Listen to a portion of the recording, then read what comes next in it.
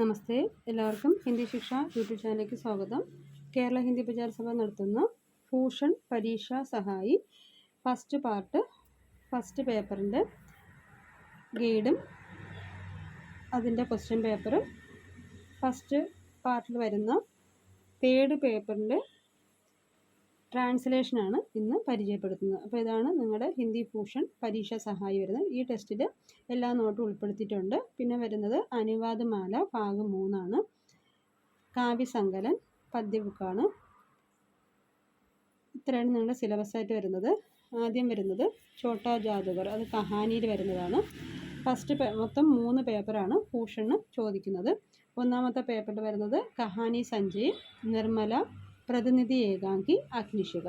രണ്ടാമത്തെ പേപ്പറിൽ വരുന്നത് ഗദ്യ സരോവർ, കാവ്യസങ്കലൻ, പഞ്ചവടി. മൂന്നാമത്തെ പേപ്പർ അനുവാദ് തഥ തുലനാത്മക അധ്യായൻ, അനുവാദ് മാല ഭാഗ് 3. അപ്പോൾ ഇത്രയാണ് ഫസ്റ്റ് പാർട്ടിൻ്റെ പരീക്ഷയ്ക്ക് ചോദിക്കുന്ന പാഠഭാഗങ്ങളുടെ സിലബസ്. അപ്പോൾ ഓരോ പേപ്പറും 100 മാർക്കാണ്, മൊത്തം 300 മാർക്ക്. ഇപ്പോൾ 10ാം ക്ലാസ് പാസ്സായ കുട്ടികൾക്കും +2 ഹിന്ദി പഠിച്ച കുട്ടികൾക്കും ഭൂഷൺ പരീക്ഷയ്ക്ക് അപ്ലൈ ചെയ്യാൻ പറ്റും.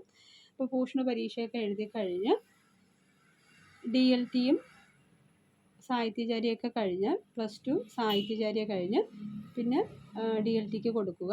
2 വർഷമാണ്. അപ്പോൾ അത് കഴിഞ്ഞാൽ നിങ്ങൾക്ക് കേട്ടറ്റും കൂടെ പാസ്സായി കഴിഞ്ഞാൽ നമുക്ക് UP ടീച്ചറിനൊക്കെ അപേക്ഷിക്കാൻ പറ്റും. അതുകൂടാതെ സാഹിത്യചാര്യമൊക്കെ പാസ്സായി കഴിഞ്ഞാൽ നിങ്ങൾക്ക് സ്വന്തമായിട്ട് വിദ്യാലയം നടത്താനുള്ള ലൈസൻസൊക്കെ കിട്ടും. അപ്പോൾ നിങ്ങൾക്ക് ഇതുപോലെ പ്രഥമ ദൂസരി ക്ലാസ്സുകളൊക്കെ എന്ത് ചെയ്യാൻ പറ്റും, ഓൺലൈനായിട്ടും വീട്ടിൽ ട്യൂഷനൊക്കെ ആയിട്ട് നടത്താൻ പറ്റും. അപ്പോൾ അതിലൂടെ നിങ്ങൾക്കൊരു വരുമാനമൊക്കെ കിട്ടും. പിന്നെ നിങ്ങളുടെ ഹിന്ദി പഠിപ്പിക്കുക എന്നുള്ള ഒരു സ്വപ്നം കൂടെ ഇതിലൂടെ നിങ്ങൾക്ക് സാക്ഷാത്കരിക്കാൻ പറ്റും. അപ്പോൾ ഈ ഒരു നല്ലൊരു കോഴ്സാണിത്. ട്യൂഷനൊക്കെ പഠിച്ചു കഴിയുമ്പോൾ തന്നെ നമുക്ക് ഏതാണ്ട് +2 വരെയൊക്കെയുള്ള പഠിപ്പിക്കാൻ ട്യൂഷനൊക്കെ എടുക്കാനുള്ളൊരു യോഗ്യത കിട്ടും. സ്കൂളിലൊക്കെ പോകണമെന്നുണ്ടെങ്കിൽ നമുക്ക് അതിനുള്ള ഡിഗ്രിയും പിന്നെ B.Ed ഒക്കെ എടുത്താലേ പറ്റത്തുള്ളൂ. അപ്പോൾ ട്യൂഷൻ ഫീഡൊക്കെ നിങ്ങൾക്ക് എന്ത് ചെയ്യാൻ പറ്റും, ഇതിലൂടെ പഠിപ്പിക്കാൻ പറ്റും കേട്ടോ. അപ്പോൾ നല്ലൊരു കോഴ്സാണ്. അപ്പോൾ ഇതാണ് നമ്മുടെ ഗൈഡിൽ വരുന്ന 170ാമത്തെ പേജിൽ ഇതിൻ്റെ ആൻസർ കൊടുത്തിട്ടുണ്ട്. അപ്പോൾ അനുവാദമാല എന്ന ടെസ്റ്റിൽ ആദ്യം വരുന്ന പേജാണ് അനുവാദമാല. അതായത് ഒന്നാമത്തെ ക്വസ്റ്റ്യൻ കേരൾ കി നദിയാം.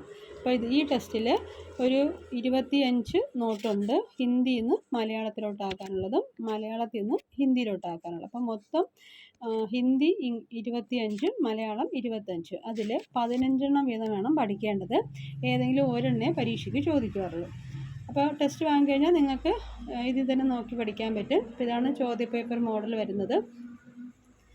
ഈ രീതിയിലാണ് ട്രാൻസ്ലേഷൻ ചോദിക്കുന്നത്. അപ്പോൾ ഹിന്ദി തരും, അതിന് 10 മാർക്ക്. മലയാളത്തിൽ തന്നിട്ട് ഹിന്ദിയിലോട്ട് എഴുതുന്നതിന് 15 മാർക്കാണ്. അപ്പോൾ ആദ്യം നിങ്ങൾ ടെസ്റ്റ് വാങ്ങിയാലുടൻ തന്നെ ട്രാൻസ്ലേഷൻ നന്നായിട്ട് പഠിക്കുക. അപ്പോൾ ട്രാൻസ്ലേഷൻ്റെ ബുക്കും ഗൈഡും കിട്ടിക്കഴിഞ്ഞാൽ വായിക്കാനും അറിയാമെന്നുണ്ടെങ്കിൽ നമുക്ക് ധൈര്യമായിട്ട് എന്ത് ചെയ്യാൻ പറ്റും, പോർഷന് പാസ്സാകാൻ പറ്റും. നല്ല മാർക്കോടെ തന്നെ സ്കോർ ചെയ്യാനും പറ്റും. അപ്പോൾ ആദ്യം പഠിക്കാനുള്ളത് ട്രാൻസ്ലേഷനാണ്. അപ്പോൾ എല്ലാവർക്കും ബുക്കിനെക്കുറിച്ച് ഒരു ഐഡിയ കിട്ടിയല്ലോ. അപ്പോൾ ഇതാണ് നമ്മുടെ ഭൂഷണിൻ്റെ ഫസ്റ്റ് പാർട്ടിൻ്റെ ടെസ്റ്റ്. അതിനെ പറയുന്നത് ഹിന്ദി ഭൂഷൺ പ്രഥമ ഖണ്ഡെന്ന് പറഞ്ഞ് വാങ്ങുക.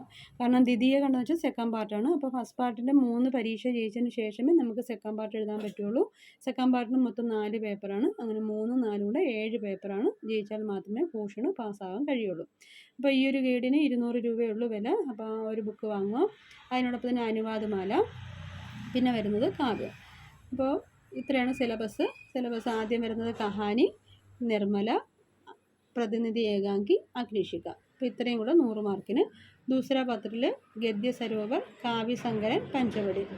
തീസര പത്രത്തിൽ അനുവാദമാലയും അനുവാദ് തഥ തുലനാത്മക അധ്യായം. അപ്പോൾ ഒന്നാമത്തെ പാഠം വായിക്കാം. നിങ്ങളുടെ കയ്യിലിരിക്കുന്ന അനുവാദമാല ടെസ്റ്റ് ഉണ്ടല്ലോ, നേരത്തെ കാണിച്ച പച്ച ബുക്ക്, ഈ ബുക്കിലാണ് നിങ്ങളുടെ ട്രാൻസ്ലേഷൻ്റെ നോട്ടുകൾ ഉള്ളത്. അപ്പോൾ ക്വസ്റ്റ്യനാണ് ആ ബുക്കിലുള്ളത്, ആൻസർ പരീക്ഷ സഹായി ബുക്കിലാണുള്ളത്. ആൻസർ ഉള്ളത് ഈ ഒരു ടെസ്റ്റ്. ഈ ടെസ്റ്റിൽ എല്ലാം 3 പാർട്ടിൻ്റെയും 3 പേപ്പറിൻ്റെയും ഫസ്റ്റ് പാർട്ടിൻ്റെ 3 പേപ്പറിൻ്റെ നോട്ടുകൾ ഈ ഒരു ടെസ്റ്റിനകത്ത് നിങ്ങൾക്ക് ലഭിക്കും. അപ്പോൾ വാങ്ങുമ്പോൾ ഈ 3 ബുക്കും തന്നെ വാങ്ങുക കേട്ടോ.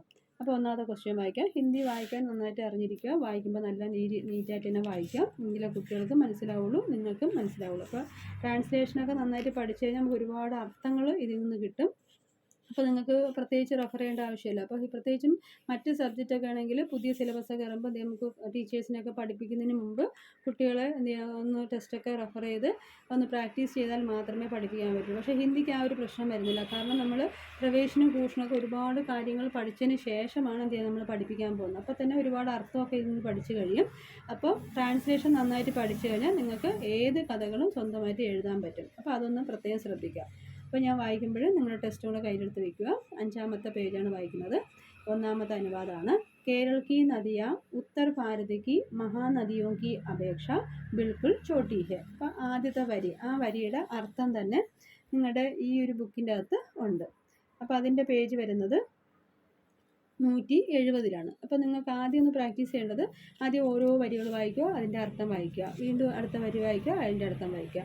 അങ്ങനെ ആദ്യത്തെ ചാപ്റ്റർ തന്നെ ഒരു 2-3 തവണ വായിച്ച് കഴിയുമ്പോഴേക്കും നിങ്ങൾക്ക് ഏതാണ്ട് അർത്ഥങ്ങളും പിടിയിട്ടും വായിക്കാനും റെഡിയാവും. അപ്പോൾ കാണാപ്പാഠം പോലെ വായിക്കരുത്. ഇപ്പോൾ തൽക്കാലത്തേക്ക് തുടക്കമായതുകൊണ്ട് മാത്രം ഞാൻ ഇങ്ങനെ വായിക്കണം, ഓരോ വരി വായിച്ചിട്ട് അതിൻ്റെ അർത്ഥം. അങ്ങനെ ഒരു ആദ്യത്തെ ഒരു 3 എണ്ണം പഠിച്ചു കഴിയുമ്പോഴേക്കും പിന്നെ അങ്ങനെ നോക്കേണ്ട കാര്യമില്ല. നിങ്ങൾക്ക് കുറേ അർത്ഥങ്ങളൊക്കെ മനസ്സിലാക്കി കഴിയും.